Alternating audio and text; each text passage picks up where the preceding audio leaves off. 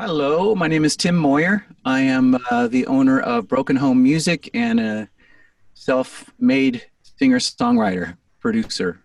Hello, my name is Mickie Arnett. I'm a singer-songwriter and band leader in Temecula, California. What have you been doing since the clubs shut down, and how are you paying the bills? Yeah, so what I've done since the bar shut down to uh, bring in some revenue and to pay my bills is play some online concerts using virtual tip jars and stuff like that, as well as apply for a grant through the Grammys, which I did receive $1,000 for. Because I am a small business, I have looked into some of the assistance they're offering as a small business as well. But as far as music revenue, outside of going online and doing some shows and putting out like a virtual tip jar and stuff, I have done a private show and I did a show at someone's residence, but everybody was in a cul-de-sac out in lawn chairs, keeping distance from each other. That's all I've been able to do there. I mean, there's not really a whole lot of opportunity to go play besides that. Very true. Okay.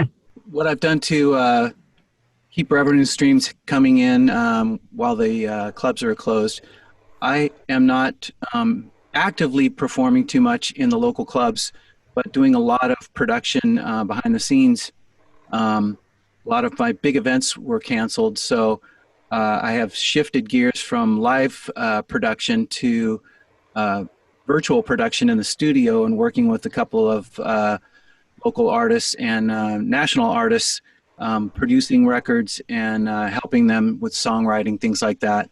I've done a couple of Zoom private concerts through Zoom where people will send me a couple bucks and help me out. And it's kind of a virtual house concert.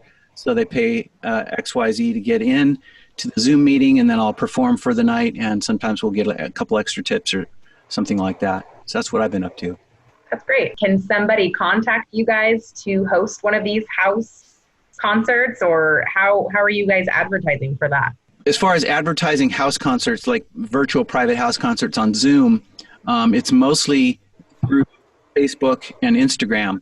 They will ask me, what you're up to, and I'll say, these are the things I'm doing, and I missed you this week at the show that was supposed to be at this venue or whatever.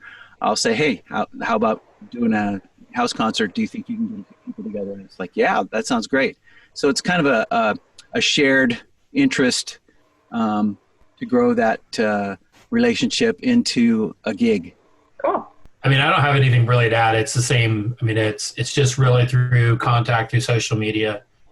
So the people that know you might email you and say, hey, are you going to be on anytime soon? Or the people where I did the cul-de-sac concert, that was actually supposed to be a private house party that had already been arranged. And when all this happened, that got canceled, obviously. But then we came up with this idea of just everybody in their neighborhood just getting out their lawn chairs. And so that came off of an event that was already going to happen that got canceled.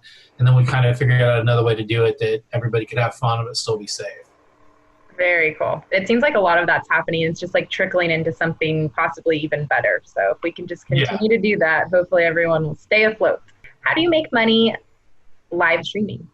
For me, I just put out a notification on the feed with Venmo, Cash App, PayPal, whatever systems people use, and they can then go in and donate directly to me, or if they want to. I've had people message me on social media and ask, hey, I saw you did this. I want to chip. I want to help out, and therefore you can give them whatever payment information. But mainly, it's all through the online pay apps now. I mean, no one's mailing checks or meeting up for cash. So true.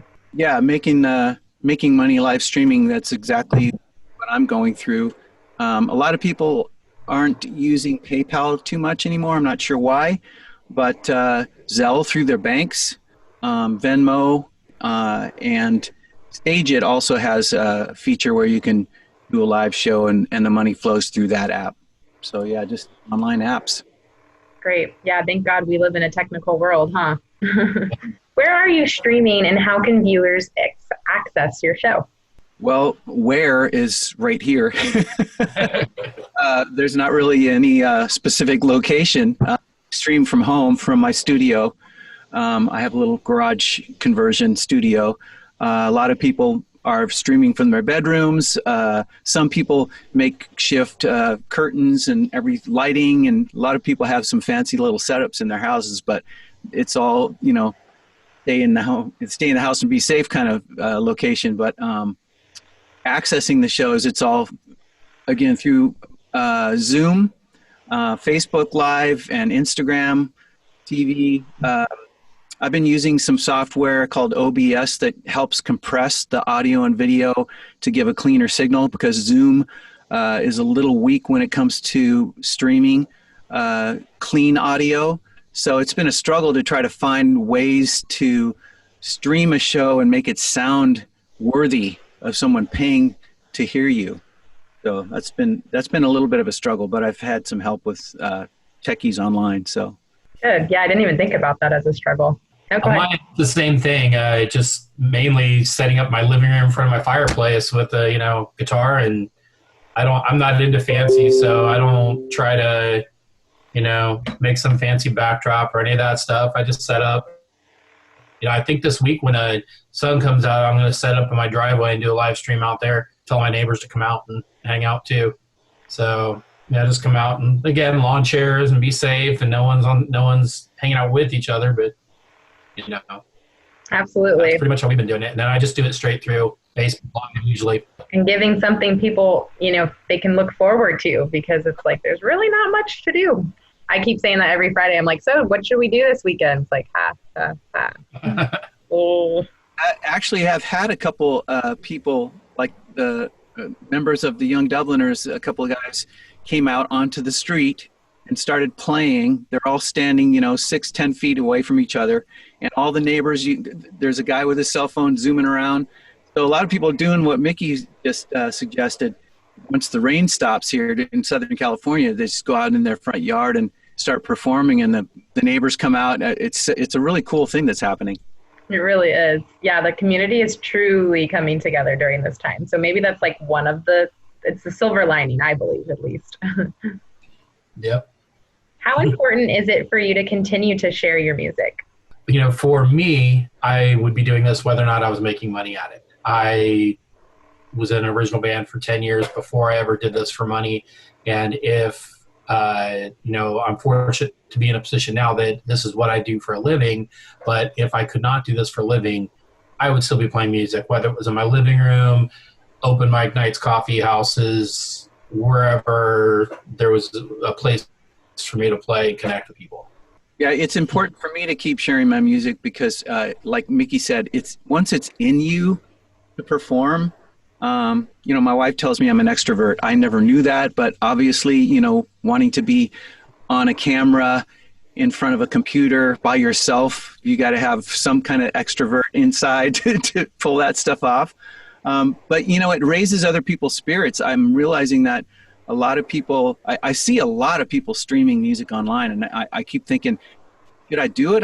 I'm just going to end up being white noise. But so many people are just going from person to person and watching music.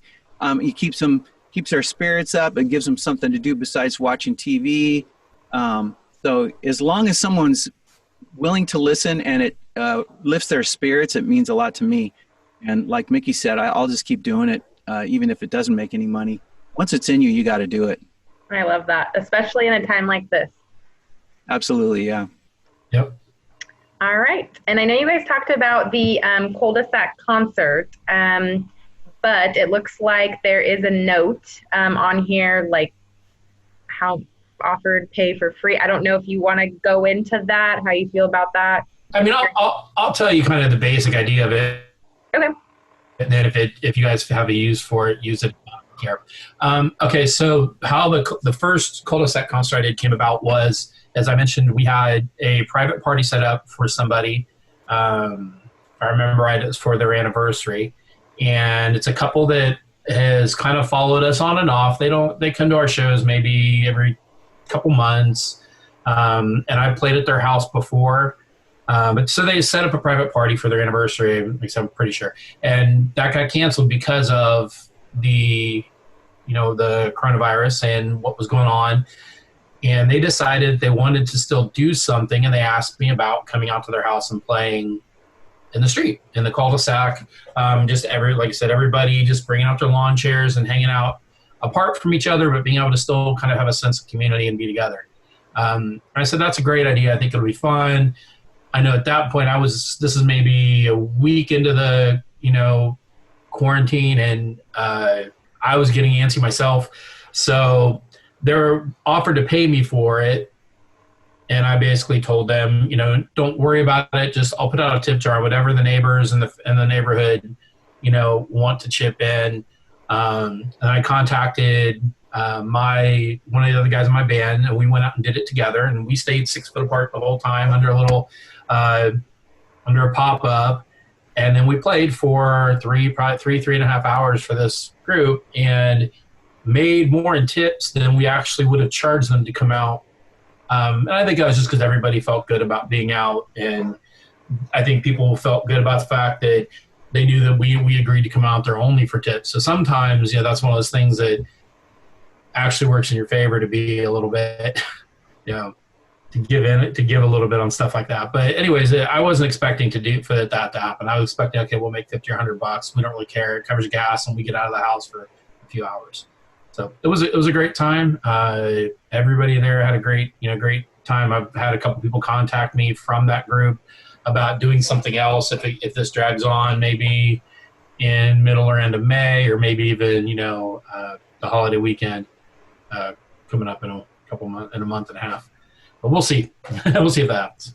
Cool. Well, fingers crossed for both of you guys to make things like that happen more often. That's awesome. Yeah. How I'm helping the community, the idea kind of spurred from Mickie originally, but I have done a nonprofit in the local community for quite a few years, and had a big festival scheduled in March that had to be canceled, where I had quite a few artists lined up to bring money to the schools in our music scholarships through my nonprofit, Moria Entertainment Group. Well, that got pulled, but through Mickey's idea of helping the local restaurants and helping the hospitals, I called Loma Linda University Medical Center here, and they said, we can't accept any outside food donations, but we'll take, food gift cards or vouchers, because a lot of our staff that's on like triple shifts really would like to get off site, clear their head, have a good meal, catch a breath of fresh air, and then come back to work. So that's what spurred, I call it To Give To, TOGIVE, and the number 2. So to give to 2 entities during one event. So every Tuesday I do this To Give To. Last Tuesday I did the local restaurants and Loma Linda University. This next Tuesday I'll be doing the local family outreach Merida Food Pantry. And I have a live streaming show on Tuesday night between 5:30 and 6. I've got people from Nashville wanting in, and it's like 6, 7, 8 o'clock. Hey, that's 10, 11 o'clock. Come on. So I'm going to start 5:30 this next Tuesday. This last week, we raised almost $1,000. I was just so surprised by the outpouring of generosity from people that were watching, and the excitement. So it was a lot of fun. It was just supposed to be that one-off, but we're going to do it every Tuesday until people stop watching. So it's so rewarding to do this kind of stuff, not only as a musician and a nonprofit type of person, but to be able to hang out with your friends virtually and see the people that you would normally have to fly to go see. You're seeing them right in your living room or studio on your screen. So it's a lot of fun, and it keeps the community connected, keeps support flowing. So it's a fun thing. Very true. Like I said, keep it up. That's awesome. And I will have to tune in now to one of your guys' concerts. Very cool. Well, thank you guys so much both for your time. We appreciate you adding value to our show, Spectrum of Innovation. I look forward to getting you guys the final product. And thank you again. We appreciate it. Thank you for giving us this Yeah, opportunity. thank you.